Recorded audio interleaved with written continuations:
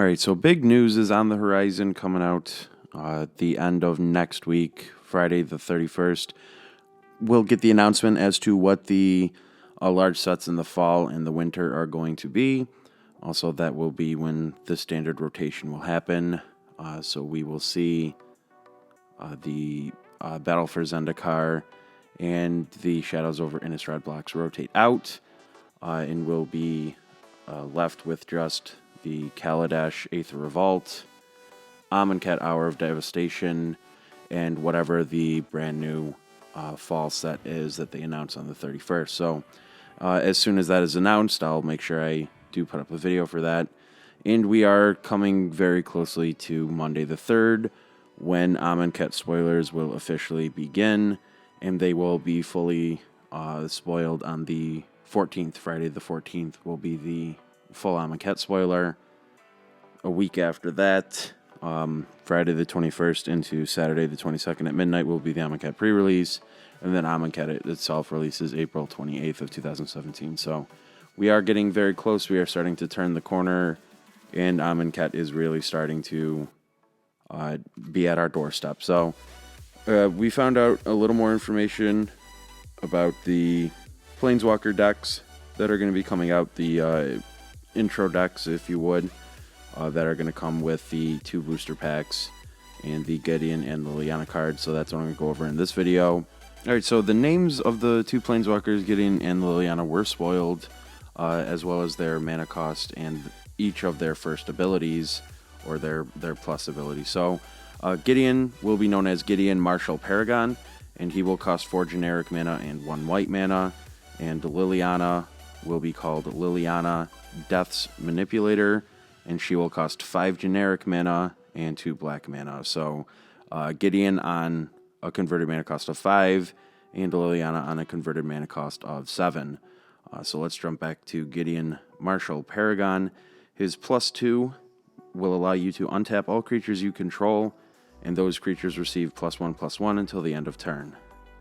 So for 5 mana, that being its +2, not quite sure where its starting loyalty is going to be. Not quite sure how I feel about that. It's probably not really that great, especially when compared to the Gideon counterpart we have in Standard right now. Not really seeing that as so overwhelming. And what was very interesting was how Liliana's uptick was spoiled. Very interesting. Her +2 reads, put a -1/-1 counter on up to 1 creature. So that is confirmed that -1/-1 counters are coming back now. With these Planeswalker decks, I anticipate it being like the decks of the past few sets, where they have cards that are standard legal, but they're not in a standard set. So obviously that's what's going to happen here with the Liliana and the Gideon. They're going to be standard legal, but not actually be in the Amonkhet set itself. So I'm not sure if the -1/-1 counter is going to make its way into the standard set of Amonkhet, or if this is just for the Planeswalker decks, which doesn't really make sense why they would do that. Another thing that's interesting about that could mean the possibility of INFECT coming back, which I don't really know if Wizards wants to do, especially with the state of Standard the way it is currently. Of course, obviously, all these sets are made months, if not years in advance, so when they were working on Battle for Zendikar, they were probably already working on Amonkhet. Everything's always done and ready to go months prior to it actually releasing, so they weren't really sure what Standard was going to be at this point, until obviously they all come out and it actually unfolds. So I just don't think INFECT would be smart to put into Standard, but it's Wizards, so who knows. So another possibility with -1/-1 counters could be the Wither ability, where they would also do damage. Creatures would deal damage in terms of -1/-1 counters, which could mean a potential return to Lorwyn block. So not quite sure if that's a possibility. Again, it's all up for speculation. We won't really know, and it's still way too early to tell. But I think that would be cool. One of the coolest things about Lorwyn, and I wasn't around for the game at that time, But all of the art during the Lorwyn block and the Morning Tide and Shadowmoor and Eventide, all of the art was just absolutely phenomenal.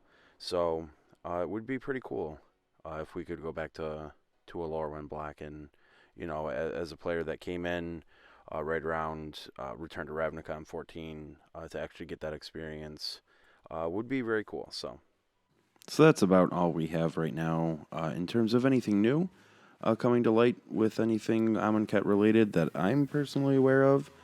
I will continue to do more research and again try and find, anything through the deepest, darkest crevices of the unknown World Wide Web to try and see if we can find any more information or any more leaks that have come to surface. So again, thank you so much for watching, and I hope you appreciated the video. And right here is a piece of art that was leaked from Amonkhet. Not quite sure what it could possibly be or what it could mean. Interesting enough, it looks like a zombie with kind of like Liliana's purple aura in its chest, breaking out of what looks to be a mummy shell. Even more interesting is the Nicol Bolas gem or whatever it is that floats above his head is also above this character's head. So enjoy the art, enjoy the video, stay tuned for more information. Thank you again so much for watching, and if you liked it, go ahead, give it a thumbs up, and don't forget to subscribe, and I'll see you guys real soon.